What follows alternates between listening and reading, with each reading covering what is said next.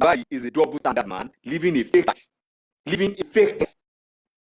Ó dẹ̀ máa ń dùn bẹ́ẹ̀ ni pé wọ́n tó àwọn ọ̀dẹ̀ yìí pátápátá ṣé wọ́n ìfọ̀kàn pèsè kọ́nà wọ́n bá tọ́ ọ̀rọ̀ ni. ṣùgbọ́n nǹkan tí mo yọ Gbági ti wà tipẹ́tipẹ́ wọ́n ní Gbági ti wà tipẹ́tipẹ́ evidence valid wọ́n ní kan kó máa dábàá ẹ̀yàn. Kúkú máa tẹ evidence ẹ máa tẹ̀sí tí o bá ti lọ dá sí mi. Sorry, màá tẹ̀ sí ìhà òye. The thing is, nǹkan tí kan ti ṣe nǹkan bàbá náà fẹ́ ṣe. Nǹkan tó ń rí ẹ̀dá pé iṣẹ́ ìgbẹ́ ni wọ́n ní àlè fi rán ọmọ ẹni. Nǹkan tí kan fi ṣe bàbá ti ṣe bẹ́ẹ̀ ó dẹ̀ máa ṣe yẹn lọ. If Baba can come out to sing for people that have donated, that have helped him, ẹ wá ní kókó lọ caution kan fi kí báwo báwo kí ló fẹ́ sọ kí ló máa ṣe irú ẹ̀ ló fẹ́ pèsè kan fi lọ́kàn pé àkàn fi bàdé máa ṣe. Aláìmoore ni bàbá yẹn right from the beginning. Ọmọ máa ń fẹ́ sọ pé kíníkan ni ṣé Wùnmí ò sọ ń gbà pé tó gbà tó bá sọ̀rọ̀ nípa bàbá yìí ọba mi ò justify Wùnmí o. èmi gan confirm Sami Jojo máa gbọ́ èmi gan confirm ó ṣe fèmí gan ó ṣe tèmi náà ó fún mi o ó ṣe kinní yẹn fún mi. So ṣàbọ̀ wọn tó sọ̀rọ̀ tó ti sẹ́yìn wọn ò mọ nǹkan tó sọ wọn ò mọ nǹkan tó rí nípa ẹ̀ ni. wọ́n try. Èmi ṣe fẹ́ béèrè bàbá yẹn pé kí ni Mohbad ṣe fún kó tó kú. Ó dà pé Mohbad ṣe bàbá yẹn tí ò dáríjì kó tó kú bí kò bá dáríjì ní sálàtì kò ní fi òkú ọmọ yẹn lè máa ráre bẹ́ẹ̀ yẹn kò ní wò ó kì í òkú yẹn kó òkú ọmọ yẹn lè máa ráre bẹ́ẹ̀ yẹn kò ní wò ó kì í. Kò yẹ ó dà pé ọmọ yẹn ṣẹ̀ mo rò nǹkan kan Mr. Lati ṣe rí kínní ẹ mọ́ tó máa fi ọmọ ṣọmọ yẹn wọn tó máa ń fọmọ ṣọmọ ọ̀dọ̀ tó máa lọ fọmọ wọn síbi kan kó máa ṣọmọ ọ̀dọ̀ irú èèyàn tábà bá jẹ́ ni wọn kí ẹ̀ nǹkan tọmọ yẹn tí ò bá nínú ìyá tó bá lè máa jẹ níbi tó bá wà ṣáà máa mú un wá nínú wọn kí ẹ̀ nǹkan tí ọmọ yẹn tó bá máa rí máa mú wá lé so gbà tó dé adé lóhun mú tírú ọmọ yẹn tó bá dé. sọ̀rọ̀ Sami Jojo ẹ change network network yẹn o network. network Sami Jojo darí. láti ẹ̀mí alájú àti ìgbà tí wọ́n ti ṣe request ní network mi ò sí dá ẹnìkan bọ̀ mí lọ́wọ́ ni wọ́n fi kọ́ network mi ni. Sami Jojo nǹkan tẹ́ béèrè sí mo fẹ́ ẹjọ́ question tẹ́ béèrè sí mo fẹ́ dáhùn bí ó ṣe yé mi ni pé. hold on. Okay. Hello. Madam, the council something like that. Mo ti ṣe mo fẹ́ contribute sí ọ̀rọ̀ ní sàn. À ń gbọ́ yìí. Ṣe rí òyìnbó máa ń sọ wípé you cannot give what you don't have. In tí mi ìbá ní nísìn wẹ́rẹ́ tí mi lè fún. We are expecting too much. We are expecting so much from him and he doesn't have it. Ìwé ẹ̀ tí bàbá àjẹ́ gangan ló ṣẹ̀ṣẹ̀ jáde síta ẹ̀. Tẹ́lẹ̀ à ń pẹ́ sọ àrùn ìyá àbí bákan àbá àwọn kan ló ń nobody that's his way of life. Owó ló ṣẹ́ pẹ́rẹ́tẹ́lẹ̀ láàárọ̀ ọjọ́ tí wàá rí bẹ́ẹ̀. Tó bá ṣe pé bàbá ìwúlẹ̀ ní owó lọ́wọ́ tó ń jí oúnjẹ ayé ẹ̀. Ìyàwó á sùn lọ bí kókó bá ìzà lọ bí àwọn gan-an tó bá ṣe rubbish wá pé so àwọn ọmọ ilé ìjọba kò lè lọ. It's just because bàbá yìí ni wọ́n jọ̀wọ́ òun lọ́wọ́ ṣe rí ẹni ọmọ ẹ̀ ló gbé sáyé o publicity yìí bàbá mi tẹ́ it has entered his brain kí bó kíní ti wọ inú orí bàbá lọ ó yẹ ká máa misbehave don't expect to jẹ́ kí bàbá ó caution kan fi bàbá dà kan fi dà kí ni ìyàtọ̀ náà méjèèjì èmi tẹ́ bí tá so ẹni kó correct àmì tá so no correct ẹ̀. Bàbá jáde ń jọ kìíní àná ó ní wípé bóyá ẹ ṣe ń jà tí gbogbo ṣe fojú pọ̀ ni tẹ̀wọ̀n lọ́rùn ìpàgbé ni. Bàbá is okay with the crisis gone he is happy tó máa ń wá fracas and you keep calling him baba àwọn tó jù wọn lọ gan respect wọn just because ọmọ yín kú. He has really seen himself as the overall head of everyone. I cannot listen to any advice. Ìwárà àwọn tó wà lẹ́gbẹ̀ẹ́ wọn wọ́n kú lórí jùṣù lọ. Wọ́n ti ń tì ń sìn wọ́n ti dé gẹ́ngẹ́. Ilé ká máa wòran wọ́n ti rí nǹkan tó máa ń ran mí nínú ni pé má jẹ́ ká attribute gbogbo crisis yìí sí anybody. Nobody is influencing this man. This is the way this man is. In tó fẹ́ nìyí. And he knows how to go about it. When you say a manipulator will manipulate the whole community. Gbogbo yín á finger bring gbogbo yín bẹ́ẹ̀ tí ẹ̀ ní mobi tí kìíní ibi tó ti wá. Tí ó bá kí n ṣe wípé àwọn tó ní làákàyè lọ́wọ́ lè social media. Ṣé fún ìpa àmàlójú tó ẹgbàgbé ẹ̀? Nobody is influencing Baba Mohbad jù sí. Kò sẹ́nibọ̀dì tó influence máa yẹn. Ihun tó fẹ́ nìyẹn bó ṣe fẹ́ ni. Ẹ̀rí tó bá ń sọ̀rọ̀ kan pé ìlànà authoritarian owó ló ṣẹ́pẹ́rẹ́. Èyí ìlànà authoritarian. Ṣùgbọ́n ṣe ní tẹ́yìn bá ti lówó lọ́wọ́. Èèyàn máa ń sún sẹ́yìn fún kọ̀ọ̀kan kó má dàbí pé kí ni. Tí change bá dé ọwọ́ ẹ̀. Ẹ̀rí àtọ̀. Mo rántí lọ́jọ́ kìíní àná. The first time I'm like, really? So this man has this kind of action. Ní Abuja, lórúkọ bí ta lọ l'Abuja. Bẹ̀rẹ̀kẹ̀tẹ̀. Ẹni láti di bàbá ṣe ń sọ̀rọ̀. Ó bá jẹ́ wípé bẹ́ẹ̀ ṣe rí ní bàbá tí ṣe pé bóyá ọlọ́tẹ̀lẹ̀ fẹ́ yá. Ó yẹ kẹ́ ẹ ti fèsì ọ̀rọ̀ ọmọ yìí lójú ayé, kẹ́ ẹ ti dúró ti ṣinṣin. Kẹ́ ẹ ti mọ̀ pé òun ní bàbá kan sẹ́ẹ̀. Bí bàbá yìí lè ṣe ẹ wá dákẹ́. Báwo lẹ ṣe wá ṣe ọmọ ọ̀dọ̀ fún ẹ̀rí láti yẹ ẹjọ́ yìí? Tó jẹ́ pé tó bá ní kẹ́ jókòó ẹ̀ ń jókòó, tó bá ní kẹ́ dìde ẹ̀ ń dìde. Torí owó ọmọ wa kú tán. Lè ṣẹ̀ṣẹ̀ wá ẹ wá ráwọn ètò support ní ìṣẹ̀ṣẹ̀ mọ́ action. Tó wá mind. Àwọn ayẹlẹ tó wá kọjú ìjà sí. Bàbá, àánú yín dẹ̀ ṣe mí. Joseph Aloba, I pity you. Díẹ̀ rẹ̀ lè kú. As last year, this time last year, we were still every time táwọn èèyàn kì í sùn. Wọ́n ti sáré everybody. Ẹ lọ jẹ́ ẹ̀sùn kẹjẹ tó dáa. Ẹni tó bá gbaṣẹ́ lọ́wọ́ ẹ̀ nígbà tí ń sáré kiri ìdílé Mohbad. Kó tètè lọ ṣe application mi kó lọ ṣiṣẹ́ torí family àti torí ìtara tẹ̀. You need to find. Àwọn tó ní ọ̀rọ̀ wọ́n ti gbàgbé ń bẹ̀rẹ̀ tí pé wọ́n kàn wá ń ṣe window dressing fún àǹtà ni. Let people enjoy their life. Social media ti wọ̀ fún Mohbad tó kú. Social media will continue. Anybody man nítorí pé ní ìkọ́kọ́ ó ń fi gé ewédú jẹ kíní kan. When he was on mama's lady oníkun omi ẹ̀wà yìí, when he was there ẹ̀gbọ́n tó ń sọ ni bàbá yìí náà bá sàlẹ̀ fracas. Anybody influence Tọ́lání anybody influence bàbá yìí gangan ní lọ́wọ́ tìmẹ̀ gbogbo yín ló ń wò ẹgbàgbé. Ẹ jẹ́ ká wá ká fi wọ́n pa ṣáájú ká sọ̀rọ̀ ká gist ká ṣe anybody má gbọ́dọ̀ wọn sórí mọ́ bí tó bá máa já sí kó já sí. Yomi Ọlọ́run aṣáánú ẹ̀ ẹ̀yin gbọ́dọ̀ kúkú ìyá nítorí àwọn eléyìí Ọlọ́run wà pẹ̀lú gbogbo yín. I love you. Èmi máa sọ fún yín pé mo love you. Thank you very much. Thank you. Somebody love me. Somebody love me. We love you. We plenty now. We love you because of my beauty. Yes, boss. Ẹ ká sọ everybody. Ẹ ká sọ gbólé. ẹ káàsán. Brati, ẹ láti orí yín. Ẹ jọ̀ọ́ mo ń bọ̀ ẹ jọ̀ọ́ Sami tó lọ sọ̀rọ̀ lọ. Mo kàn fẹ́ network ò dáa. Wọn network Sami Jojo ò dáa. Please, I want to. Network mi dáa. Network mi dáa. Àwọn èèyàn ló pọ̀. Sami Jojo, when you ask that, when you ask, máa ń sàn sí. Sami Jojo. Mi fẹ́ fi kọ̀kọ̀ kún. Okay. Mi fẹ́ fi kọ̀kọ̀ kún fún ẹ. Ṣé o mọ̀ pé? Ó yá. Ó mọ̀ pé Mohbad àti bàbá kan wọn ni. Mohbad ò dé promote orin yẹn.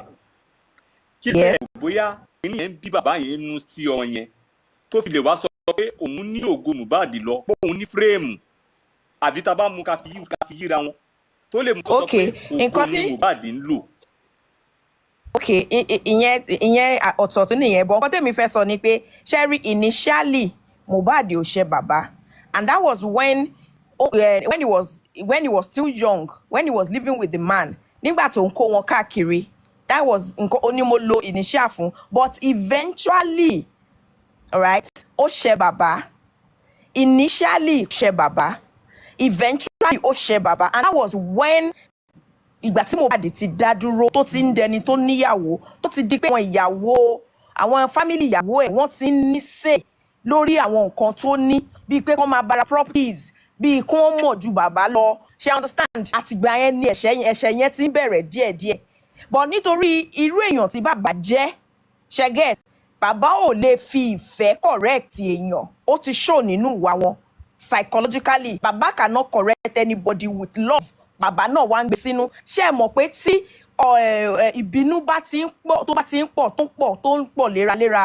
ó máa ń di ogun ni nínú bàbá kò tí ì forgive no matter what tí bọ̀bọ̀ yẹn ṣe fún when he was alive bàbá ò fi nú bí bàbá ṣe ń ṣe nígbà tí ọmọ yẹn wà kékeré wọn ò fi ṣe gbogbo nǹkan fún mọ́ nítorí pé there is blocking stone which is Wunmi and family òun ló fà á tí bàbá fi fìbínú fẹ́ lọ fi sin ọmọ yẹn lálẹ́ ọjọ́ yẹn wípé ẹ ṣáà ti pa. You don't get if you are a Yoruba person you will understand that kò kí n ṣe pé nítorí ọ̀rọ̀ Yorùbá tó sọ pé ọmọ bàbá ò kì í rí òkú ọmọ nítorí existing issues. That is the way I see it. So initially Mohbad ò ṣe bàbá but eventually Mohbad ṣe bàbá and that was towards the end of his life. That's the answer from me. Anybody can correct that.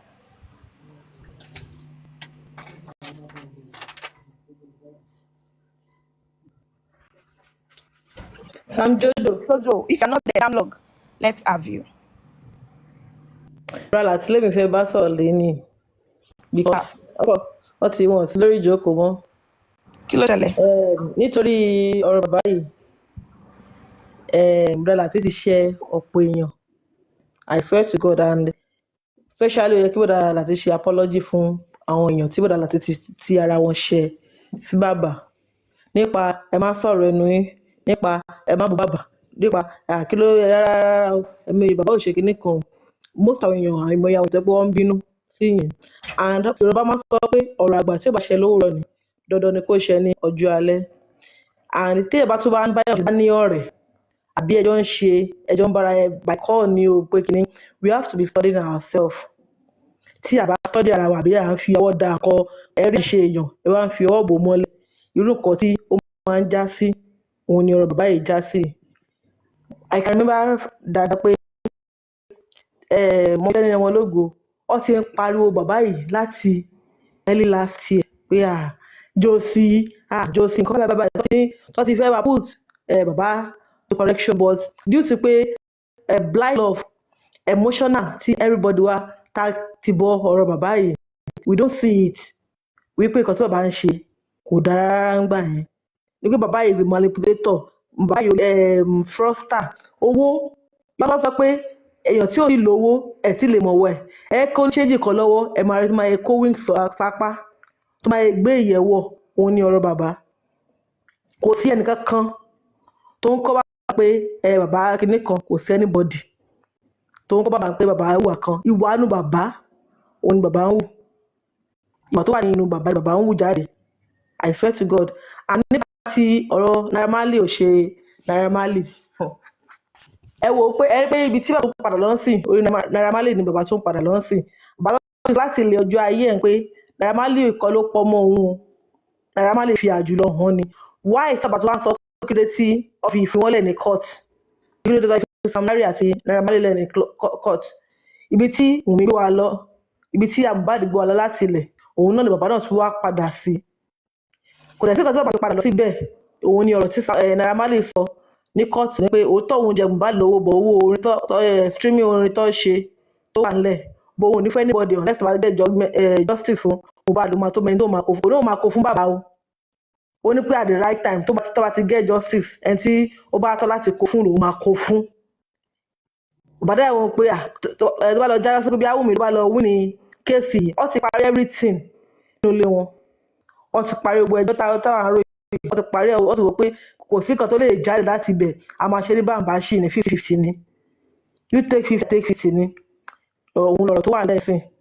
we are just shouting akọ̀ ń pariwo ni ẹnìkan wá sọ pé kí bàbá máa stop kọfí kó má pariwo bàbá máa stop kọfí kẹ̀ bàbá sọ pé nǹkan tó wẹ́ pé tí bàbá nífẹ̀ẹ́ sí jù òun ni kọfí ń ṣe ó ti sọ tẹ́lẹ̀ náà nínú ìtàn yẹn pé òun kọ́ máa ṣe lọ ó tó bá ti dákẹ́ sí justice for Mohbad ó máa kú ni pé wọ́n ní gbọ́ wọ́n ní sọ́pẹ́ mọ́ meanwhile àwọn èèyàn ti stop ẹ wo last show bàbá ṣe èèyàn mélòó lówó bàbá 1.2 tẹ́tẹ̀ pé àwọn tó máa wọ gbàǹgbà ìbáwọ̀ 3 4 nísìnyí just only 1 point ìgbà tó yẹ ó já sí 900 bàbá máa bọ̀ pẹ̀lú aṣọ àdúrà pẹ̀lú sympathy lójú ibi àwọn ẹbí wọn tó ń tẹ̀lé gọ́mọ̀ pé bàbá ẹ máa tójú ká ẹ máa rẹ́rìn ẹ má ẹ̀kọ́ máa rò bí àǹkan ń ṣe yín wọ́n máa jáde pẹ̀lú ojú àánú wọ́n fi máa ké àmọ́ bèbí ti ṣẹ́jú everybody ti gbọ́ kò sọ́bọ̀ ń dọ́rẹ̀ kankan mọ́ kò sọ́bọ̀ ń dọ́rẹ̀ mọ́ ẹ kí mi dánu dúró. All right, thank you, ma. Olówó kéré, good afternoon. Kí lọ sí? Ẹ ká sọ́njú rẹ̀ máa ṣe àwọn olórí rẹ̀ mò ń dúró kọ́ńté. Mr. Olówó kéré. Yes, boss. Ẹ ká sọ ẹ jẹ́ mi nínú jèrè. Ẹ sáré sàn kankan. Ọ̀dà kan ẹnìkan mẹ́sẹ̀gì yín àbí wọ́n wọ DM yín. Ẹ kúrò lórí táwọn yẹn àmọ́ ní tí ò ṣe kíní kan fọlọ́kọ. Ṣàṣírò èmi wá ní àtúrò àwọn yẹn kan. Wọ́n fẹ́ mo yẹ rí tí wọ́n rò. wọ́n fẹ́ gbòòtọ́ ọ̀rọ̀ ni. Wọ́n tiẹ̀ máa Ẹ mẹ́sẹ̀gì sọ̀rọ̀ yín dáadáa. kí n tó sọ̀rọ̀ kọ́tẹ́ mi máa sọ̀rọ̀. Mélòó lára wúrò àwọn yẹn. But a máa ń pé gbọ́n ni tí yóò bá ṣe sọ a máa ń pé gbọ́n ni a kì í pé gọ̀. Gbogbo wa tá a wà ń bíbáyé just learning from everything that had happened. So tírú ẹ̀ bá kọ́ irú ọ̀tí ẹ̀ ní kọ́ gbọ́n náà.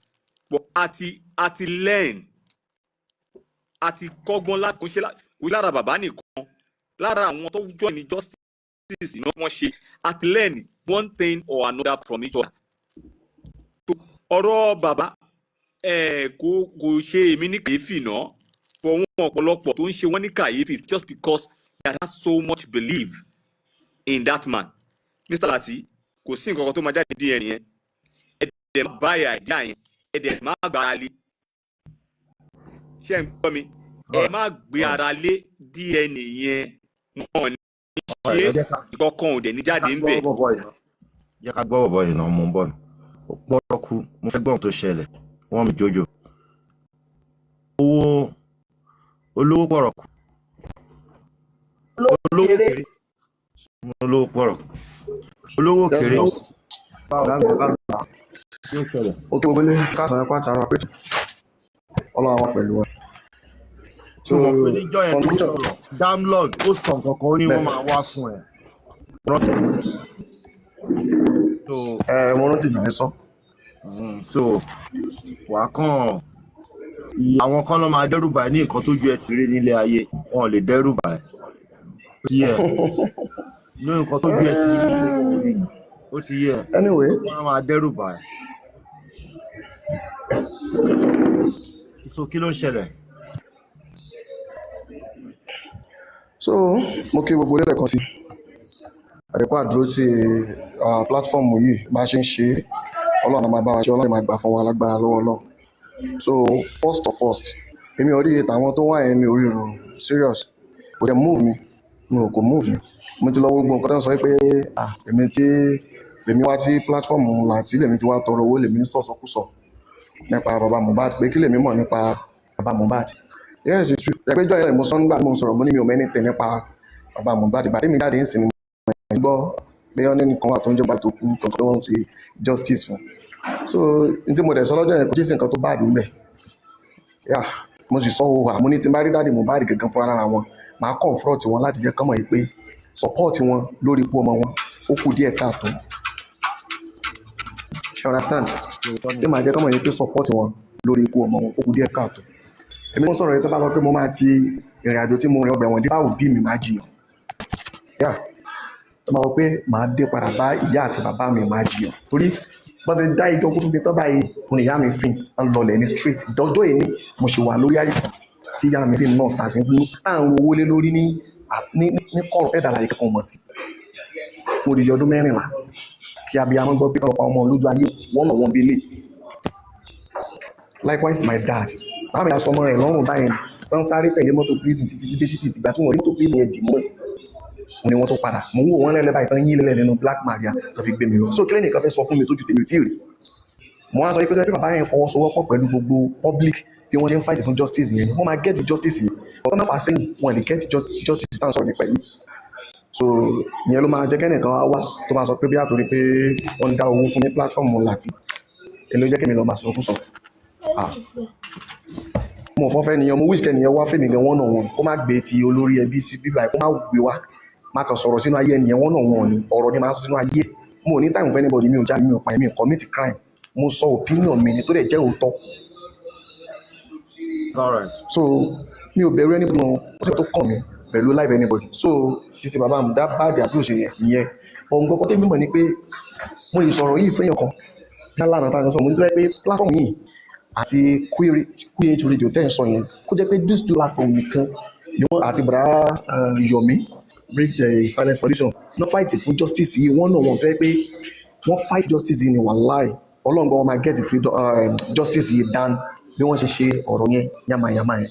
Ok ẹ bá sọ̀rọ̀ nípa yìí tí ó ń drag èèyàn tó ń ṣe yìí ṣé kò fẹ́ rere fún family àwọn tí a fẹ́ rere fún ni because I don't understand to èmi o mi ò mọ reason tẹ́ni ẹ ṣe ń tákù platform yìí gẹ́gẹ́gẹ́gẹ́ tó fi ń drag àwọn èèyàn tó ń sọ òótọ́ ìyẹn gẹ́gẹ́ ni mo ṣe wá ìyẹn wá sí ọ̀dọ̀ tèmi even mo ti sọ pé mo máa gbé ènìyàn gẹ́gẹ́ fúnra mi máa gbé lọ sí platform ọ̀dọ̀ tèmi máa jẹ́ kí àwọn tèmi kan kíni kan fún jẹ́ wòtòwòtò one on one is allowed.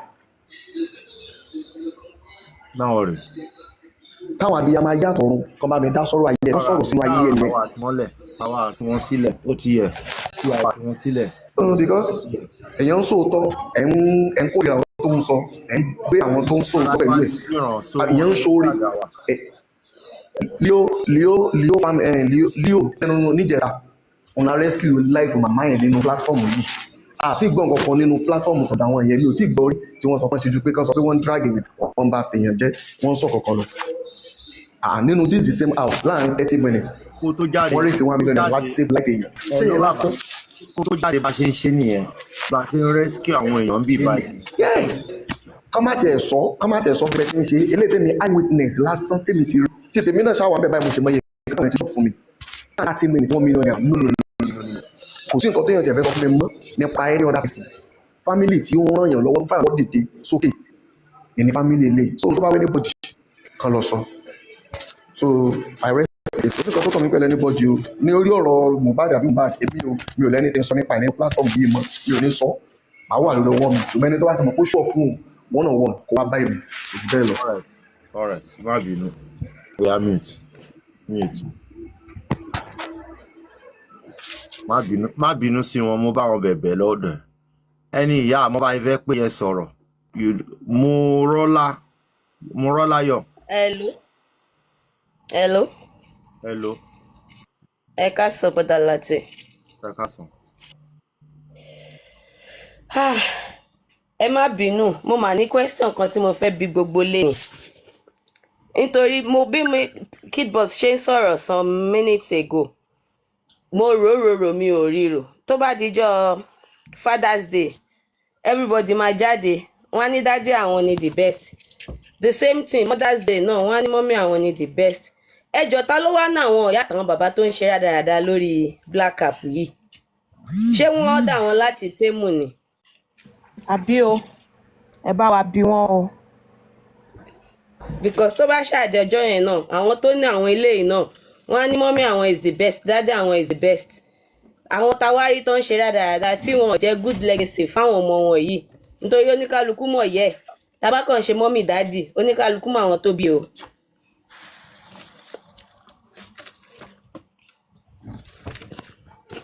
all right bá a meet now only God. bẹ́ẹ̀ ajẹ́ ká sọ̀rọ̀ kẹ́ni kan máa sọ̀rọ̀ lọ́mọ ń jẹun lọ́wọ́. àwọn ló tún jó only God. owó ni púpọ̀ àbí. wàhálà ẹjọ kí ló dé jù. owó ni kò gbọdọ̀ sọ̀rọ̀ nígbà yìí o owó ni kò gbọdọ̀ sọ̀rọ̀ nígbà yára ni ó lọ fún mi justice mọ́. owó ni kò gbọdọ̀ justice mọ́. ẹ̀rí DPN ni. mo rí DPN ó dàbọ̀ ọkọ̀ òkúta ló tún gbélé wọlé. oríṣiríṣi kárátà làwọn èèyàn. iṣẹ́ àwọn ọba yánú nìyẹn. justice for Mohbad ó dẹ̀ dùn mí ṣá.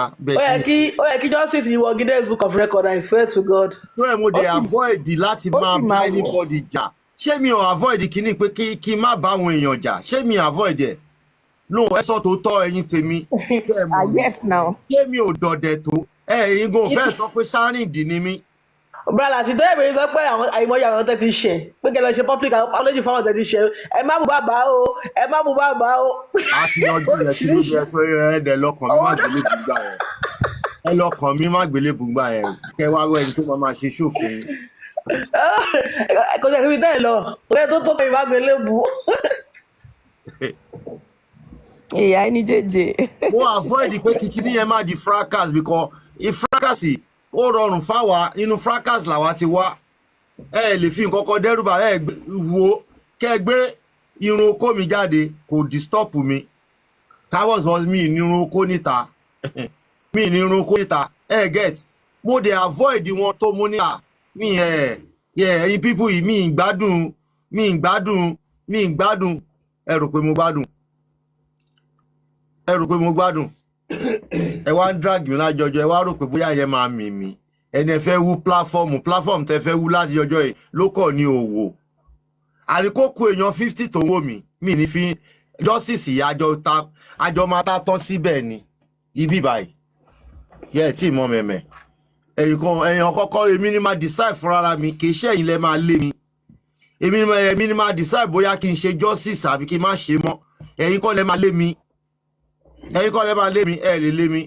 ẹ lè lé mi nídìí ẹrù mi ẹ lè lé mi nídìí ẹrù mi èmi kì í ṣe westo tó ń sáré kiri èmi kì í ṣe westo tó ń sáré kiri o ẹ lè lé mi nídìí ẹrù mi ẹ lè lé mi ní Dublin ẹ lè lé mi nídìí ẹrù mi ní Ireland new album loading ẹ lè lé mi ní Dublin ẹ lè lé mi nídìí ẹrù mi èmi kì í ṣe westo tó ń sáré kiri èmi kì í ṣe westo tó ń sáré kiri o ẹ lè lé mi nídìí ẹrù mi ṣe ti gbọ́. bọ̀dára àti ẹ ká sàn mo kí gbogbo ilé. wọ́n ti drag wọ náà àbí. ìyá wọn kéré gan irú mi kọ́ náà ń drag wọn kéré. bìkọ́ kí ló fa ìpè tó ń lò.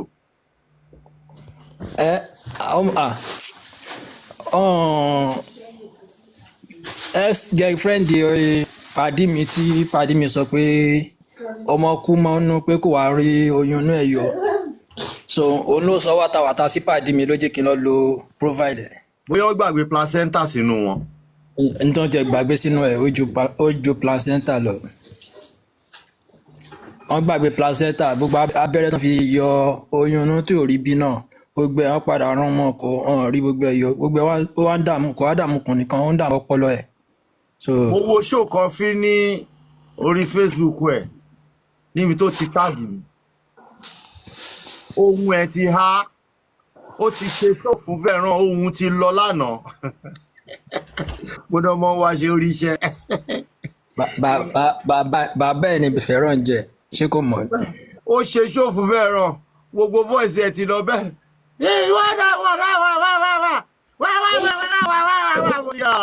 ọmọ wa ṣe oríṣi ajá bàbá Mohbad wàá fẹ́ ṣe show ẹ̀mí àfẹ́ bọ́ wàá wo ọmọ yẹn show tó máa ṣe wàá ṣe show ẹ̀mí àfẹ́ bọ́ ṣe show ọ̀ ẹ̀yin tẹ́ ẹ̀ mọ mẹ̀mẹ̀ ẹ̀yin tí ẹ̀yin rò pé tẹ́ bá ti ṣe show ẹ̀ láṣìírí mi lọ́wọ́ látijọ́ tẹ́ tí ń bá mi jà táṣìírí kan síta gbogbo ẹ̀ ń gba pàṣẹ ń gba gbogbo rí kankan gbé síta against mi funfun nínú mi inú mi mọ́ báyìí funfun báyìí nínú mi lè mú mi àní black cap ò lè wá bayé mi jẹ́ black cap ò lè wá bayé mi jẹ́ àfi tó bá fẹ́ bayé yín jẹ́ ló yá kù ayé yín ló máa yà padà bàjẹ́ ṣóyé yín ẹni fẹ́ wú platform láti jọjọ́ yìí rí pé you are failure ṣé àwọn kò ní pẹ́ di kẹ́ tó rí ẹjẹ́ ìṣàlàyé social àwáṣẹ̀wà àṣẹ̀dé orí social network sórí show tó bá gbé wá ló máa decide viewer tó máa ní oyè yín nítorí pé àwọn èèyàn ti fed up lórí justice for Mohbad mo kó àwọn fans mi wá láti Facebook gbogbo wọn mo kó sójú kan oyè yín sìn so tí n bá change show sìn tí mi sọ̀rọ̀ Mohbad mọ́ tí n gbé ọ̀rọ̀ mi wá mo lè má ní viewer èmi ò bá yín du viewer bẹ́ẹ̀ ká dálẹ̀ ká tún ṣà yí pé kí bùkátà dé kí wọ́n bá wa gbọ́ àwọn fans mi is the best. wọ́n dẹ̀ ní nǹkan tó ti gbọ́ nínú ayé tọ̀dọ̀ tí yín náà wọ́n ṣẹ̀ṣẹ̀ ń gbọ́ wọ́n ti gbọ́ nínú ayé yín ẹ̀ẹ̀kan fẹ́ gbà ní wọn nǹkan táwọn platform ti dánwò nínú ayé yín ẹ̀hún ló ń lọ yìí ṣe ń wá ni. Uncle Lateef, èèyàn tiẹ̀ tún lè láṣìírí lọ́wọ́, èèyàn tún lè láṣìírí èèyàn lọ́wọ́ kẹ́ni tó láṣìírí yẹn tún wá jẹ̀bi pẹ̀lú àṣírí tó tún wá ní lọ́wọ́. àbí Ṣé ẹ mọ̀ sá? bẹ́ẹ̀ yẹn Lórí ó láṣìírí lọ́wọ́ wà á dẹ̀ tún jẹ̀bi lórí àṣírí tó tún wá níyẹn wà á tún wá jẹ̀bi lé lórí. So you know, gbogbo ẹ̀yin tí wọ́n ń drag tẹ́ ẹ̀ sọ pé torí ẹ̀ ní sọ̀rọ̀ mọ́ ẹ̀ ní ṣe kinní kan mọ́ ẹ̀ tí ready ni o, that's my own opinion, you are not ready o. Time yẹn ló yẹ kẹ́nẹ́jì yín máa wà fearless, and time àsìkò tí mọ́mí Comfy àbí madam Comfy àsìkò tí wọ́n ti lọ o, ṣé ẹ mọ̀ àsìkò wọn kò ń ṣe àsìkò wọn lẹ́wà. You are in your own time. If you are younger than her, it means generation tiẹ̀ ló wà, ayé tí wọ́n ti kọjá, wọ́n ti lo ayé wọn tí wọ́n kọjá, bí wọ́n dẹ̀ fẹ́ lò bẹ́ẹ̀ ni wọ́n ṣe lò yẹn, ṣe understand. So ìwọ ló ní jẹ́ kí life tí wọ́n affect tiẹ̀ o, so you need to speak for yourself. Má sọ pé torí wọ́n ti bú ẹ wọ́n ṣe rescue lórí platform yìí ẹmọ ikọ̀ ti rescue sọ̀rọ̀ you are going to use your time o, time tiẹ̀ nìyẹn ti lò bó ṣe fẹ́ lò nìyẹn, bó ṣe mọ̀ ọ́ ṣe nìyẹn, ẹ jẹ́ kó máa ṣe lọ o. Àbíkẹ́ Jagaban máa ń sọ kọ̀ọ̀kan tí mo kọ́ látara Àbíkẹ́ Jagaban bí n ṣe follow ẹ̀ tó for many years mo fi follow Àbíkẹ́ Jagaban nítorí pé wọ́n dẹ̀ bully mi. Ìgbà yẹn òun ló jẹ́ kí n ráyè mú Starboard ṣíkó. Tẹ́lẹ̀tẹ́lẹ̀ Starboard ó máa ń bully mi ni, ó máa ń bully wa gan nínú island yìí, bully anybody, kò sẹ́lẹ̀mí ẹ̀, gbogbo wa la bẹ̀rù ẹ̀. Nígbà yẹn káàdì tí mo rí tí Àbíkẹ́ Jagaban tó fèsì ẹ̀ báyìí lásán mo wò pé mi mọ̀ pé woman lè ṣe show 1 week tó fi di òní lónìí. Èèyàn kan náà ló bí n ṣe follow ẹ̀ nìyẹn, bí n ṣe bẹ̀rẹ̀ sí follow ẹ̀, bóyá rí comment mi lọ́jọ́ kan nìyẹn, bóyá wá fún mi nìyẹn, bí n ṣe tan life nìyẹn, èmi náà bá tan life láti bẹ̀. Nǹkan tí mo fi ń tan life dòní olónìí nìyẹn. Ẹ̀kan lọmọkùnrin kù náà. Wọ́n ní stand with bully, tó bá bully ẹ̀ wá dúró, má sáfẹ́ni tó bá bully ẹ̀. Ó ní àṣírí ẹ̀ tó máa gbé fọ́tò ẹ̀ tó bá bully ẹ̀ dúró tí wọ́n lọ́rùn. Àwọn tó bully ẹ̀ dúró tí wọ́n lọ́rùn má lọ tó bá ní ẹni hidden agenda tó dẹ̀ tó jẹ́ pé inú ẹ̀ mọ́ dúró tí wọ́n lọ́rùn kó bá tó bá yé ẹ̀jẹ̀ bá yé wọn jẹ́. Exactly, that's the number one rule of this life o. Máa sọ pé o fẹ́ sáfẹ́ tó máa ń bully ẹ̀ tó dẹ́ẹ̀tì ni ikú pa ẹni kò èèyàn fẹ́ pa wá sá lọ. Wàá dúró tí lọ́rùn ni. Use our voice, keep using it. If she come for if Comfy come for go for her 10 times. Àbí sọ̀rọ̀ tó bá jọ̀rọ̀ àṣẹ ló mọ̀. Láti jọjọ́ tí mo pẹ́. It's obsolete already. Nígbà tí kò pẹ́ kún ṣé kò bá ẹ̀. Òun kọ́ ló dẹ́ni àbùkù, ló dẹ́ni yẹ̀yẹ́, ló dẹ́ni àṣà. Ó ti time ẹ o. Nítorí ìwà tó dẹ̀ wù tóun àtìrán ẹ̀ wù, òun ló jẹ́ ká kémi máa lè face, kémi lè máa sọ̀rọ̀ báyìí, òun ló jẹ́ kémi kírú mi lè dúró báyìí, kò yẹ kírú mi lè dúró máa bá àwọn àgbàlagbà sọ̀rọ̀, but ibi tí ẹ bá dé náà ni people like you. Olórí ẹbí o. So you are going to use your voice to the fullest. Yes, olówó kéré. I think at this junction, èmi ní opinion kan tí máa mú wa o nítorí tàtà ó dẹ̀ pa máa celebrate champion olórí ẹbí, champion máa celebrate ẹ̀ lórí platform rẹ̀. Bí a ká mú déètì ọjọ́ kan kásáré celebration ẹ̀ká fún wọn jẹ gbogbo. Aláwọ̀dù lánàá. Ọ̀dù lánàá náà. Olórí ẹbí ọ̀dù lánàá. Champion yẹn nígbà tí a wá gba justice. Ó dìgbà tá a bá gba justice. Ni mo ṣe wà lójú òun lọ́wọ́ yìí. Ṣẹ̀rí platform yìí àti woman kan tó máa ń pè ní Yèyé Dára kówó yẹn, ẹ̀yin méjèèjì yìí ọmọ mi ò tí ì rí platform tó dàbí platform ní Black Apple. Ẹ̀yin méjèèjì I swear mo gbé fún yín. You people are saying live. Hello, Jebe. Mama Yèyé Dára. Uncle Lateef ṣiṣẹ́ mẹ́ni ẹ̀. Obìnrin bí ọkùnrin bí tí ó jẹ́ bí ní mọ́mí yẹn obìnrin tí òun ló kórìíra dáadáa. Ó kórìíra ìyá because àwọn náà fẹ́ kúrò ọ̀rọ̀ Mohbad yìí. Yes, it's a Yorùbá nation, yes. I'm aware. Comfy nìkan ṣe kan ló máa dèèyàn yẹpẹrẹ. Comfy nìkan kọ́ ló máa di àwọn bàbá wa jẹ èso àjàrà yín kọ àwọn ọmọ ẹ̀ náà ṣe máa di àwọn ọmọ yẹpẹrẹ bí nǹkan tí iná tí ìyá wọn dálẹ̀ yìí wọ́n ṣe máa fi gómi ẹ̀bà kaná fáwọn náà wọ́n máa fi gómi ẹ̀bà kaná fáwọn náà bọ́dá láti tí bàbá mi bá kánẹ́ láǹfààní àti bàbá mi nígbà tí bàbá mi wà ní ayé tí bàbá mi bá ṣe dáadáa sí yín ọjọ́ tẹ́ ẹ bá rí mi ẹ̀ ní ọmọ bàbá lágbájá tó ṣe dáadáa sí mi rè má jèrè ẹ̀ lọ́wọ́ yín but tí bàbá mi bá bẹ̀rẹ̀ sí ní gbé àwọn oríṣiríṣi èèyàn ṣépè ọjọ́ tí n bá pàdé yín máa jẹ nǹkan tó ń ṣe yẹn nǹkan tí wọ́n fi ṣe ló ba ayé Estabod jẹ́ dòní olónìí làwọn ọmọ òfin ríràn lọ́wọ́ wọ́n ní àwọn ọmọ èèyàn gidi wọ́n ń benefit ní Nàìjíríà àwọn ọmọ Estabod ò lè benefit wọn ò lè rìn nínú island tá a wà yìí gan àwọn ọmọ Estabod ò lè rìn wọn ò lè yan wọn ò lè pe. ànírú ìyá yẹn ó yẹ kí irú ìyá yẹn máa jẹun ìta lọ ni. you know what I mean ó wá ti bá bọ̀rùn jẹ́ ó ti ba ayé jẹ́ ó ti bọ̀rùn jẹ́ àwọn ọmọ ẹ̀gán nínú island tá a wà yìí wọn ò lè rìn wọn ò lè yan wọn ò lè bá àwọn ọmọ wa compete wọn ò lè dó lẹ́gbẹ̀rún ọmọ ọrú wa yìí ṣé ọmọ iye Estabod ló máa dó lẹ́gbẹ̀ẹ́ ọmọ mi kí n bá báwo ló yìí jọra wọn ló máa dó lẹ́gbẹ̀ẹ́ àkọ́bí mi gbà tí ò fa ló ń bomú gaàrí bá kí ló fẹ́ fi kún because ìyá wọn ti bayé èèyàn jẹ́ ìyá wọn ti bayé èèyàn jẹ́ ó ti bayé many people jẹ́ online ó ti bayé many people ìyá wọn ó ti bayé many people ó ti bayé ọba jẹ́ bayé ìjòyè kò sẹ́ni tí ìyá wọn ti bayé ẹ̀jẹ̀ online ẹ̀sán yẹn wá ké ó wá mú àwọn ọmọ títẹ̀ wọn ò rọ́kọ gan àyí tó yẹ kó lọ́lé ọkọ ò rọ́kọ wọ̀ kò lọ́lé ọkọ. ọ̀nà ti fẹ́ rí wọn ò lè rí i. kò rí ọmọ rí ọkọ gidi wọ́n ń dó wọn ń gbé wọn lẹ̀ ni ṣèbó òun ní kọ́nà ọmọ ẹ̀ ní Starboy ń sọ̀rọ̀ ẹ̀ lọ́nline Starboy ta ló rántí Starboy ṣe é ṣe rántí Starboy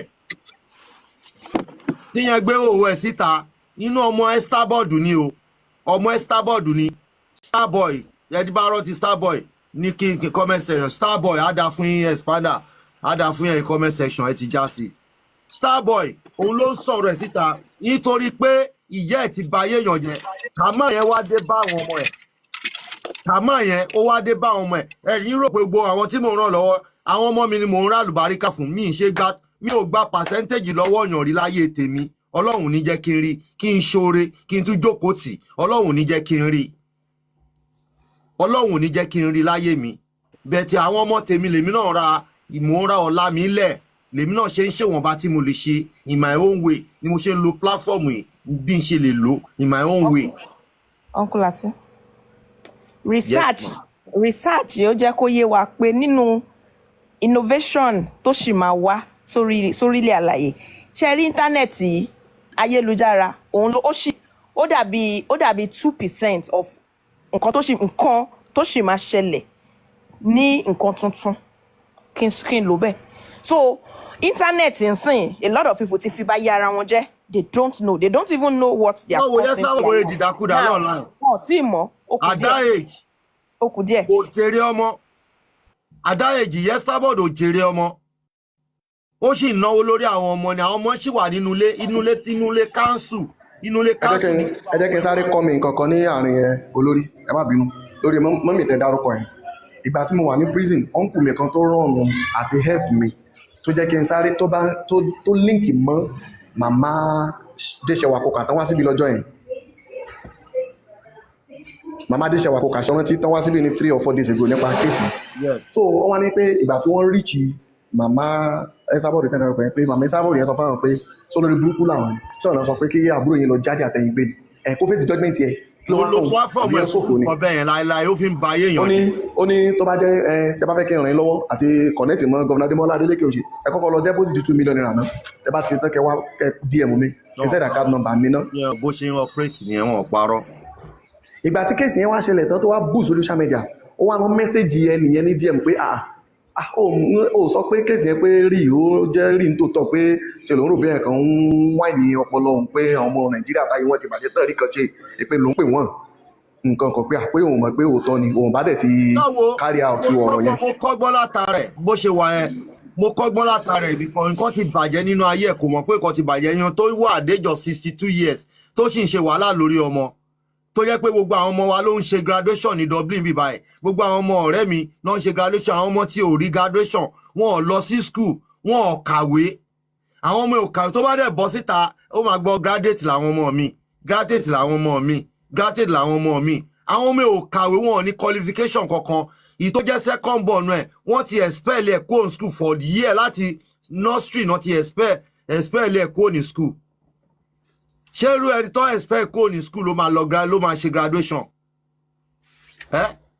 because ó máa jókòó sí online òun náà máa la òbò mọ́lẹ̀ báyìí online ó máa bayé èèyàn jẹ́ ni ó máa làbò mọ́lẹ̀ báyìí lánàá ó máa ní I have nothing to lose ó ti gbàgbé pé òun lọ́mọ suddenly ayé àwọn ọmọ kọ́ ló ti bàjẹ́ mọ́ lọ́wọ́ yìí ni ayé àwọn ọmọ kọ́ ló ti bàjẹ́ mọ́ lọ́wọ́ yìí ẹni kó mú kó bọ́ síta kó káwọn ọmọ yẹn síta àwọn ọmọ tí ò ṣe fi yangàn I have nothing to lose lòun náà máa pariwo àjókòó online báyìí a máa wò pé òun ò lè lọ Nàìjíríà mọ́ ó báyé wọn jẹ́ ní Nàìjíríà dánwò nǹkan tó fojú Ọọ̀ni of Ifẹ̀ rí nǹkan tó fojú Ọọ̀ni of Ifẹ̀ rí èmi ni mò ń bá Ọọ̀ni of Ifẹ̀ àtẹ́ẹ̀dì kóòtù ń bì báyìí èmi mò ń wá àtẹ́ẹ̀dì kóòtù tó fi báǹdì ẹ̀ wípé kó má bú Ọọ̀ni of Ifẹ̀ mọ́dọ̀ ní olónìí kóòtù ló gbà lọ́wọ́ Ọọ̀ni of Ifẹ̀ olórí burúkú yá yẹn òun the same pattern náà ni Kọfí ń lò ló mo dẹ̀ ń rí pé ó ń lọ sóko òparun bìkọ́ gbogbo nǹkan tá à ń ṣe yìí ó máa tẹ̀ lórí àwọn ọmọ wa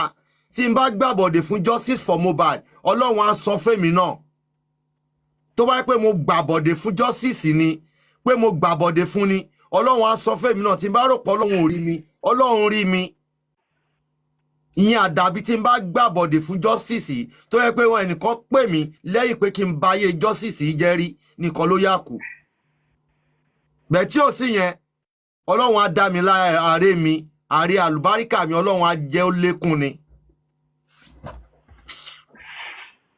Brand suit àbí brand hello brand soluted àbí bá mi pronounce kid boss torí ẹ̀yin ò tẹ̀ sọ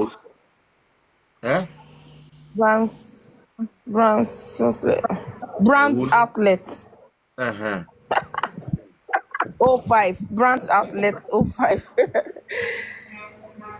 Good morning, good afternoon, good evening. Let's have you. Oya Julie. Wọ́n sì ń bí o. Uncle àti báwo ni báyìí olórí ọ̀rọ̀ lọ́ọ̀yà àti olówó òkèrè? Olówó òkèrè kan lọ Ọlátúnjí là ń ṣe for now olówó òkèrè di next week Ọlátúnjí ní ká mọ bá ẹ fẹ́ sanwó lọ́ọ̀yà. Okay. Ọlátúnjí ni a fẹ́ sanwó lọ́ọ̀yà because kéèsì yẹn ó mọ̀ pé kéèsì Ọlátúnjí yẹn ó fásitì because evidence wà gan tó nílì wọn so àwọn ganan tún bẹ̀bẹ̀. Who is Ọlátúnjí o? Kid boss. Ọlátúnjí yẹn tó pa ń lọ Ìlọrin tó kú sínú prison àbí inú cell. tó pa sínú prison náà wọ́n pa sínú sẹ́ẹ̀lì ní kò kú fúnra rẹ̀. Cell ni ṣé prison ni cell. Okay. tó pa tó wọn kú. Okay, tí Bùrá Labí sọ àbí? Labí Prince Labí ló ń ṣe. Ọjọ́ wo ni déètì tán náà ń lọ sí kóòtù yẹn ní Ìlọrin náà? May kí náà pè náà? June 2nd. June 2nd. Okay. Yes. If I have chance, maybe màá join wọn. Bá mi ń ṣẹjọ náà jọ. Ó dẹ̀ dàbí pé kéèsì yẹn ní June 2nd yẹn ló máa jẹ́ second to the last because June 2nd will be hearing day and sentence day. No sir, wọ́n ṣe sentence day sir. June 2nd yẹn ló máa jẹ́ hearing day torí judge yẹn dìídì sọ wípé gbogbo ẹni tó yẹ kán serve pátápátá gbogbo àwọn tó yẹ kó wá sọ̀rọ̀ pátápátá wọ́n gbọ́dọ̀ wà available ní June 2nd yẹn pé òun fẹ́ fi àyè lẹ̀ láti gbọ́ everything nípa ẹjọ́ yẹn next one tó ń bá dẹ̀ fẹ́ wá òun fẹ́ wá give judgement wọn. ẹ̀hún náà ni sentence day now nǹkan táwa ń pè ń bí nìyẹn. No, kò lè ṣe judgement after hearing. No, there is still a two-step before the judgement. tó bá ṣe hearing tó bẹ́ẹ̀ wọ́n á ṣe cross examination yẹn wà fún both the two defendants the two lawyers láti defend gbogbo evidence tí wọ́n present bó ṣe máa rán high court mi tí gbogbo àwọn witnesses yẹn bá wá tán lọ́jọ́ yẹn lawyer kan kò ní defend anybody àwọn ẹlẹ́rìí náà máa sọ̀rọ̀ a ṣe wàá mú date fún cross examination ọjọ́ yẹn ni battlefield lawyer àti prosecutor gbogbo nǹkan táwọn witnesses yẹn jọ witness yẹn ibi tán bá ti fẹ́ jọ defend yẹn tán ti fẹ́ parọ́ pé bẹ́ẹ̀ kọ́ so ìgbà yẹn ni adájọ́ ṣe máa combine two àwọn witnesses yẹn á combine papọ̀ mọ́ nǹkan tí àwọn lawyer yẹn náà àti prosecutor náà bá defend ìyẹn ló máa lọ kọ́ right up ẹ̀ lé lórí a ṣe wàá pick a date for judgement. ó ṣe lọ fà yẹ́rìn yẹn gan wọ́n lè má ṣe tán lọ́ndì tú yẹn o. Yes. ó depend lórí àwọn witness tó bá wá sí court. Wọ́n tó bá fẹ́ sọ̀rọ̀ yes èmi náà rò pé ṣé gbogbo wọn ló lè sọ̀rọ̀ tó ń jọ́ kan ni. Ó lè jẹ́ pé 2 witness nìkan náà máa tẹ́lẹ̀ sí ní the whole day lọ́jọ́ yẹn. Ibi tí kéèsì yẹn dẹ̀ ti máa ń dùn nìyẹn. Ẹnà tó bá ti di pé ó jẹ́ case tó strong tó solid so àwọn kan máa wà ní ìṣẹ́bàá tó yẹ pé wọn ò ní fẹ́ kán yọjú àwọn kan wà tán máa fẹ́ káwọn kan yọjú. Ẹ bá wa support Ọlátúnjí ìjọ tó rọ lọ́hùn ká lè sanwó lọ́ọ̀yà ẹ̀. Mama honey.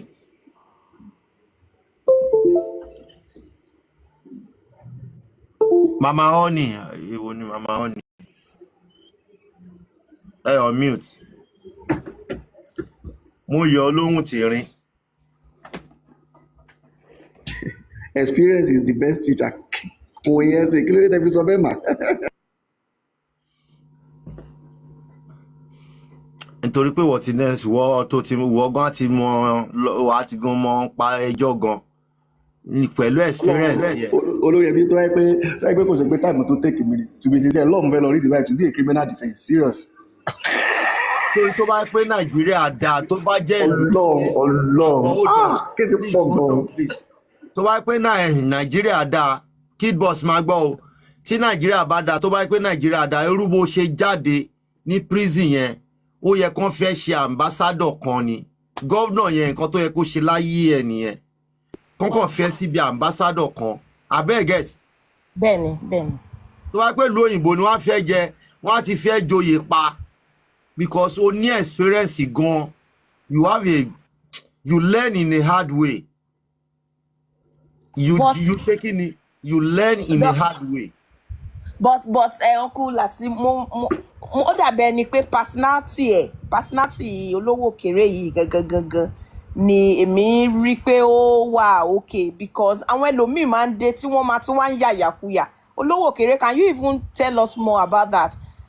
Àwọn kan máa dé tó jẹ́ pé kò sí nǹkan tẹ́ fẹ́ sọ sí wọn mọ́ wọ́n padà sínú crime wọ́n á di gíran ni but I want to believe his own personality ó yàtọ̀ bóyá nítorí configuration ẹ̀ or nítorí olówó kéré please need you to talk more about that.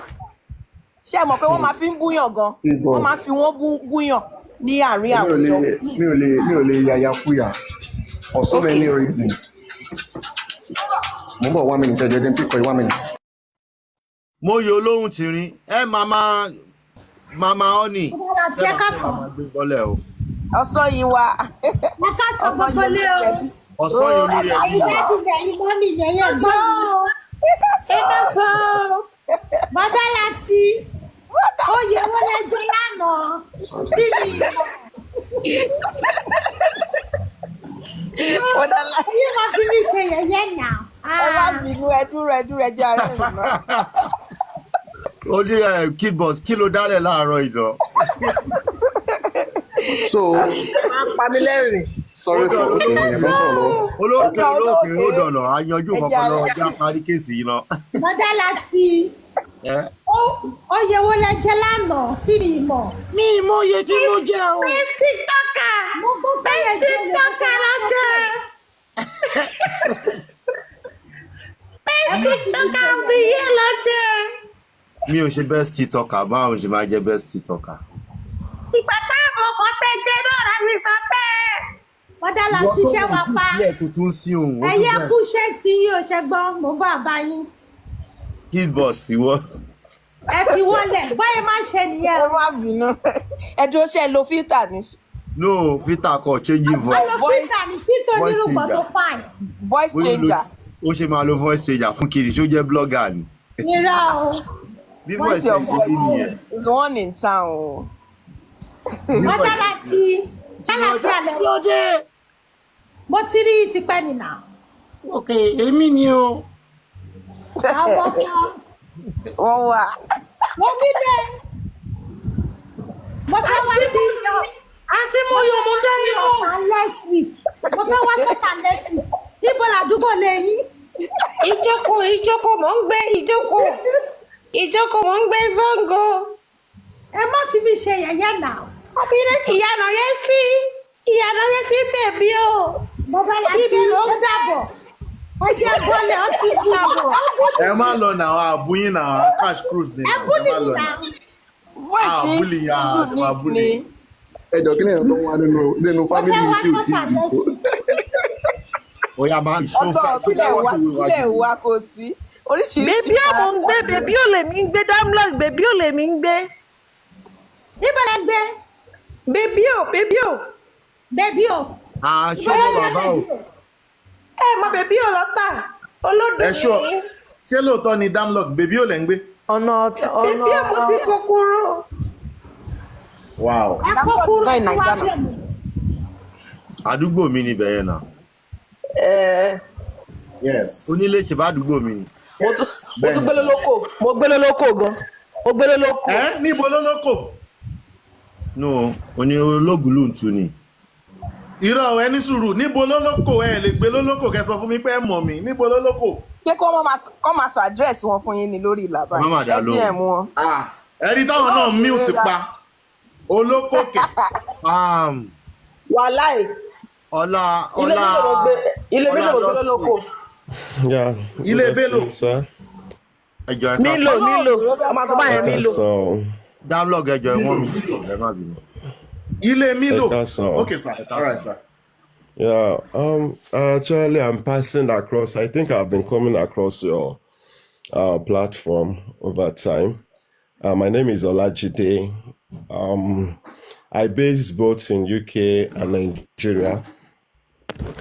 And then I actually like what you guys are doing. And I pray God continue to strengthen you. I will not say anything about Mohbad case. I'm a lawyer. All right. I won't say anything about Mohbad case because we have lawyers already. Why I choose to put a request to come online is this.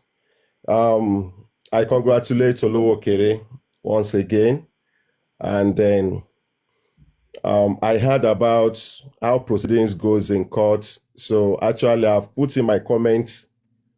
I put in my contribution on the comment section. But then we always have problem with the system. That's our system, Nigeria. Judiciary. Yeah, not judiciary, Nigeria as a whole. No. The judiciary, legislature, and executive. Yes, but yes. What I want to say about it is that Mr. Olowo Kere will all understand the fact that VDM was released 2 days ago. So it is obvious that 75 of people in custody, either in the cell or in the prison, are innocent.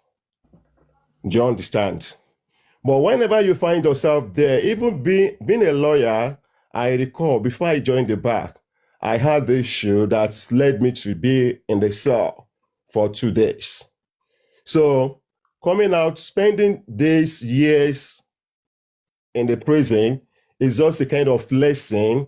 And for you as an individual to know that God has a purpose for you. So the beauty of it is that when you come out, you don't allow this the glory to dim out. You can build on it. When I was called to Nigerian bar in 2012, one of my colleagues then was 84 years of age. That we were called together. So Olowo Kere, if you have interest based on your practical, because I specialize in litigation, criminal, civil, and real estate. So, and I know that in Nigerian prisons, we have people that before even their case, they have their own judicial, they have their own courts there, where they have the judge, they have lawyers, they have a kind of moot trial. So if you have been able to be exposed to this, do you understand? It costs you not. Take it up. You can enroll yourself to now. You understand? And you put it up. It seems as if you have those that you met in the prison that you know that they are unlawfully detained. You can subsequently take years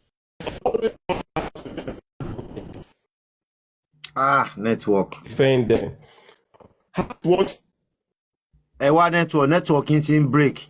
How do they out? When they bring in a witness. Network. Yeah, network in front trace.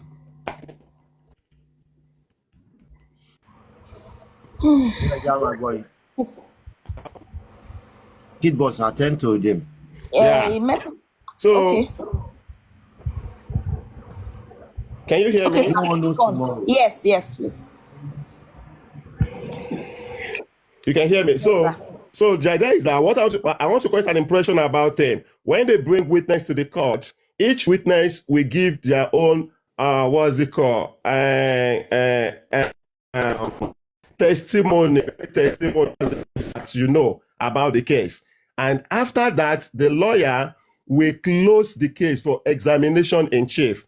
Then the other lawyer, the opposing lawyer, will cross-examine that witness. And once that is done, the witness will be discharged. So that is how they will take it one after the other. After everything, after the all witnesses have been taken, then the court will adjourn for the two lawyers to file in what we call written address. So it is after the written address has been filed and moved. Sorry, which case the court will now adjourn for judgment. Which case are you talking about? You say what? Which case are you talking Generally, about? all cases. All right. Either criminal or civil. Okay. Either criminal or civil. Do you understand? So if it is criminal, all witnesses that the state will bring, they will all give the evidence, and the lawyer to the defendant will cross-examine them one after the other. Okay. After then, the defendant will enter the witness box, give his own evidence, and the state lawyer will cross-examine him. Then they will now close the case. That's where lawyers will now file what we call written address. They will adopt it. Then the court will now pick a date for judgment. Fine. I only try to educate him on that in that area. Thank you. Now, while I said I won't say anything about it, I think I've been able to hear this. It should be on this platform as well. This issue for justice for Mohbad. Of the truth, public contributed money. But one thing I observe about this is this. Yorùbá, mo fẹ́ pa òwe kan, ṣùgbọ́n ó ti sápá mi lórí. Sherry, murder case, ṣé ń gbọ́ mi? Yes. Murder case is a case for the state. Murder, arson, armed robbery, they are capital offenses. And they are offenses that even when committed, the state is to handle it.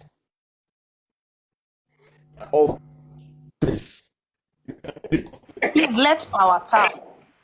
Power tap. So that we can have a strong network. It's not our own network. It's the solar network. Sharing bombing. In Mohbad's case, the state is a complainant. Now, we have what we call nominal complainants.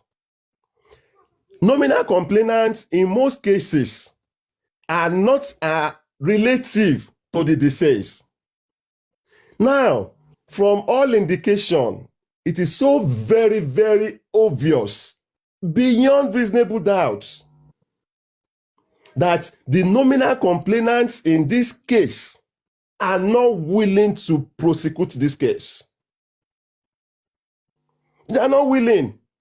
Now, we say justice is tripartite in nature. Justice to the accused, justice to the complainant, and justice to the public. Ọ̀nà mẹ́ta ló wà. Now, the accused in these circumstances, wọ́n kàn flaunt here and there ni. Those that are supposed to push out evidence, because the court is a court of fact, figure, and evidence. And if you have evidence, another thing is that I have a video coverage. To tender it in court, it's not as easy as, let me just take my phone, can send this in, can drop it. It has to comply with the Evidence Act, such as ẹni tó record ẹ̀ gangan fún rẹ̀, phone tó fi record ẹ̀, some forensic examination and all that. So at a point in time, I heard that wọ́n da chemicals sí ara eléyìí, wọ́n ṣe kinní kan, wọ́n ṣàwò kan. Left for me alone, it is my opinion. I believe that there are some that are actually working against the interests of the public. And remember, I said, what's it called? Justice is tripartite in nature. To the accused, to the defendant, to the complainant, and to the public. So to me, I'm saying it as if 1/3. But in whatsoever you are doing, the world is watching. And the world have seen your efforts. Thank you. So, if it's a bad day, it is obvious to the world that some people are actually are working against your ability. And Mohbad is not the only person that needs help. So, that should not debar you or probably discourage you in helping people that actually they need this. Àṣìdúró tí wọ́n lọ́rùn gidigba, àṣìdúró, we still stand gidigba. Àbí ẹ̀yin fáǹsì mi, àṣìdúró gidigba. So I pray God will assist. Amen. God will assist. Àṣìgálà. So so Mr. Lowokere, it's not too late for you to join the legal profession. So God help. Thank you, sir. Thank you. You're welcome. Anwura. Hold on. Bunki Anwura Salem. Hello. Yes, sir. Good afternoon, panelists and the commenters. Good afternoon. And those who are on the windows viewing. My greetings to you all. I really appreciate the explanation of the lawyer Ola. And your explanation is clear enough, and for people to know what really transpired in court. And let me first of all relate it to the issue of Mohbad. We actually know this is a state case, that the family or whoever has no hand in it when the prosecution really starts. But what we are trying to do as a community is that when they establish the coroner inquest, which, like you said, fact-finding the evidences, we thought and we believe that the way we act, that this guy died, he went for a show, came back, and and that was the end, and a lot of issues, here and there. He died in his house. He was killed in his house. Let me use that word, not even died now. He was killed, he was murdered in his house. Now, without thought, with all of this, if we have a public lawyer, which is presently now Sanshitu, okay, that he will be able to present all other evidence that we can acquire, we can get in within the house or outside or from friends, here and there, so that if all of this evidence could be put to the magistrates, this will really help. Coupled with the findings of the police, the police supposed to do the investigation, everything, and bring it to the magistrate to say, this and this are what we found. But along the line, we see ants, we see covering up, and all of those. And that was why we thought, okay, if we have our own lawyer, he will be able to present all of this to the magistrates or to the police. If you have overwhelming evidence, then you will have nowhere to, to hide or stuff like that. But unfortunately, Very, very unfortunate. As at now, there was no single fact or evidence being presented at the coroner inquest to say this or that happened in that house. There was a CCTV in that house. Some eyewitness said there was a fight in that house. Someone even said that very close that has been to that house after the mother of the person we're talking about said the railings in that house that damaged caught his son, and he showed that mark. That we should ask his wife what happened to that rail.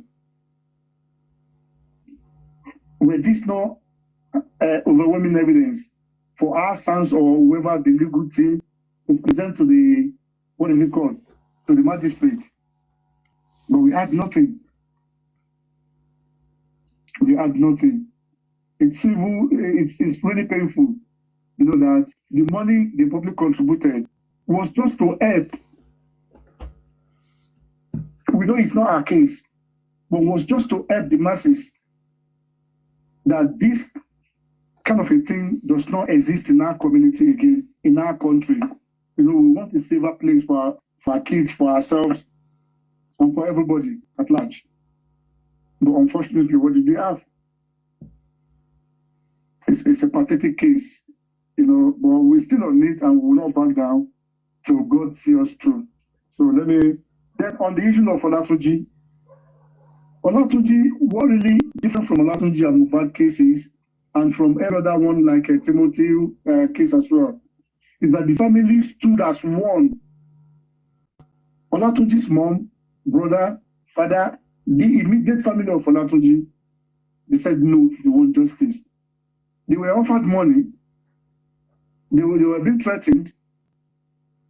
Even the mom has to move from where she lives to go and stay with one of her daughter, sleeping in the parlor. Look at that agony, look at that, you know, uncomfortable and whatever situation that old woman found herself, despite losing her son. Yet she stood by him, by the death, to say, I want justice for my son. And that was what make it difficult for some police officers that, you know, want to cover up the shade and stuff like that. And that is why the case is, you know, so fast, and we are seeing a good light at the tunnel at the end of the day. And that was why we are even appealing to the public to say, please, we have a lawyer for Olatunji. I think about 3 million. That was what we said. We've paid about 1.6 million now. So out of 3 million. So I think we still have 1.4 million to go. This man, the lawyer, is not letting us down. So we shouldn't let him down as well. So I'm using this opportunity to appeal to the public, please, as much as we can. I know we've done a lot. So let us please and please and please about justice. That will boost our morale to say, yes, this Mohbad, whichever way we can still fight for it, and Mohbad will get justice at the end of the day. Thank you for listening. Thank you for listening.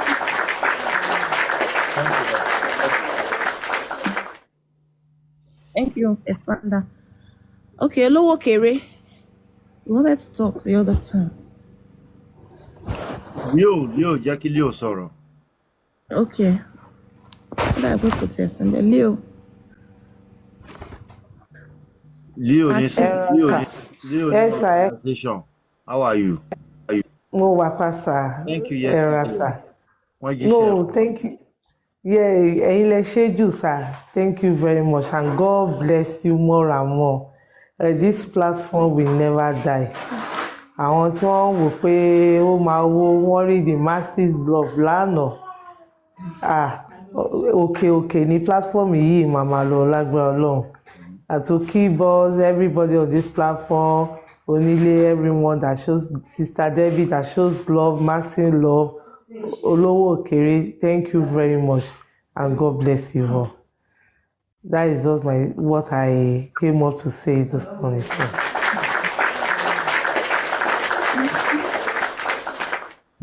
kí lè kid boss já padà sórí Mr. Ọlá lawyer. Kí ni ọ̀nà àbáyọ tó lè fún wa báyìí? Kí ni ọ̀nà àbáyọ? Ọlá luxury. Gbẹ́nu fún Mike. Olówó olórí ẹbí ṣẹ́rí ìlú wa yẹn. Thank God, majority of us are in diaspora. And, when not even a capital offense alone, when an offense is committed, our people here want to plant apparatus, want to plant, you have cameras here and there.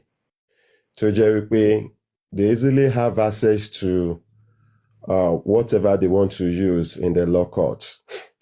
And the security is always there for their witnesses. I recall when I was listening to one particular, my boys name, our boys, somebody was saying, wípé ó ṣojú òun ìgbà tí wọ́n níjà lókè táwọn gbọ́ ariwo Mohbad, wípé òun rí fídíò kan tó recover tí wọ́n cover pé but tóun bá fẹ́ release ẹ̀ because of his own life. Ipò gbọ́dọ̀ ti South Africa. Maybe on to South Africa. Yeah, continue. People in South Africa kóhun tó lè release ẹ̀ ó bẹ̀rẹ̀ sí solicit fún owó and all that. I was just like, now we don't even know the problem we are facing the system. Ẹni tó ń sọ̀rọ̀ ẹ̀ yìí ṣé òótọ́ ni? Ṣé dèmi yé? Ṣé òótọ́ ló ń sọ? Tán bá fún lówó ṣó máa release ẹ̀? Do you understand? These are the areas tó jẹ́ pé àti sell conscience wa. Do you understand? Even the system is not even helping as well. There is no security anywhere. Nobody can help and whatsoever. So my own advice is this. It's my job, and since a lawyer has been paid for this, do you get the gist? It's not me that we discourage. Since some money has been paid, it's just that we push on it, because I remember what one of my judges do say. There is no motion that is stupid. Just there is no effort that is meaningless. Do you understand? The least as well that you believe that is not going to be profitable comes out in a glowing form. Do you get the gist? But from what I've just heard now, the other case that they put in Paul shoot me or more, but you can see that you have a quick access to what is happening when the whole family, everybody is saying that we want justice for this. Not that àwọn kan fà síwájú àwọn kan wọ́ padà sẹ́yìn. Do you get the gist? Now, there is no law that stops you people to sue Baba Mohbad on civil to recover the money. If he fails to account for it, you can sue him on civil to recover the money that he has spent, unapproved, or that he has spent that he can't account for. Do you understand what I'm saying? You can file a civil action on that. So that's one part. But I'm skeptical. I'm afraid if those that are within that, because one good thing about our law is this: we don't treat it on shoshu. The law court, if a judge witness, what's it called? A good example, what happens at VDM's case, the scenario, if a judge happens to be in that banking premises and sees all that happens, if they now file an action, two things are involved. He cannot say nítorí wípé òun wà ń bẹ̀ ìgbà tí ìṣẹ̀lẹ̀ ń ṣẹlẹ̀. Do you understand? Kó wá lọ fẹ́ pé lóòótọ́ lọ́n fún ní house arrest fún 5 minutes. The law requires he that allege must prove. That's the legal dictum. you must furnish the cause with enough convincing evidence. Do you understand?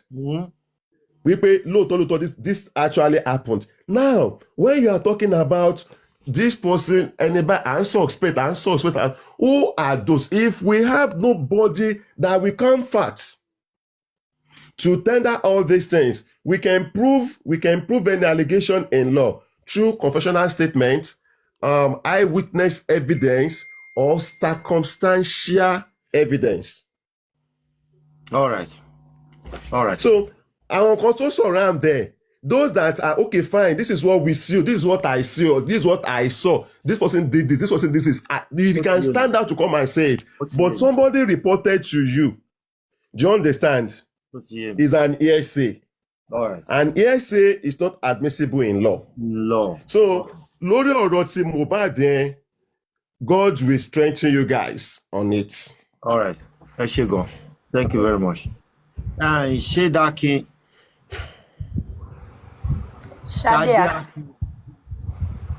Shadi Aki. Unmute yourself, please. Yeah, another Dr. Nedu. Dr. Nedu. Yeah, I'm here. Hey, good afternoon. Good afternoon. Oh, okay. I just joined. I got the request to join live, and I'm yet to know the topic of discussion for the day. Who invites you? I was invited. Actually, I didn't. Yeah, I got the request, but it's fine though. All right, take care. Koburu. Ká tó wá bẹ̀rẹ̀ ṣó láti bẹ̀rẹ̀ ni. Má gbára lé wọn. Wọ́n mi má gbára lé wọn. That's normal. Shadi Akin. Ẹ kú ọjọ́ mẹ́ta o. Brother Lami. Mo kí gbogbo ilé o. Ẹ kú iṣẹ́ o. Olúwa túbọ̀ wá ṣagbára dọ̀tun o. Mo ní kí n yọjú kí n kí yín pọ́pọ́jọ́ mẹ́ta ni a wà pẹ̀lú yín o. Gbogbo gbàgbọ́ yìí náà ló ti jẹ́ ká fara sẹ́yìn díẹ̀ o. Bẹ̀ à ń wà pẹ̀lú yín all the time.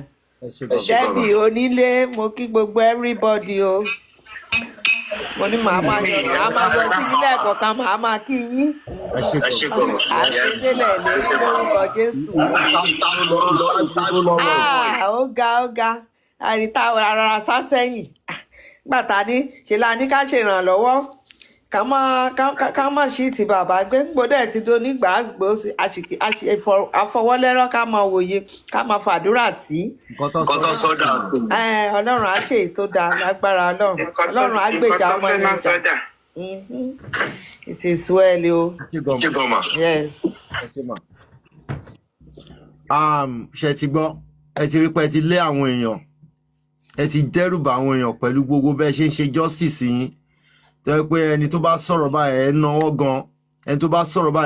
gan ẹ rí pé ẹ ti lé àwọn èèyàn ẹ rí pé ẹ rí àwọn èèyàn wọ́n ń sá fún yín ẹ rí báyìí báwọn èèyàn ṣe ń.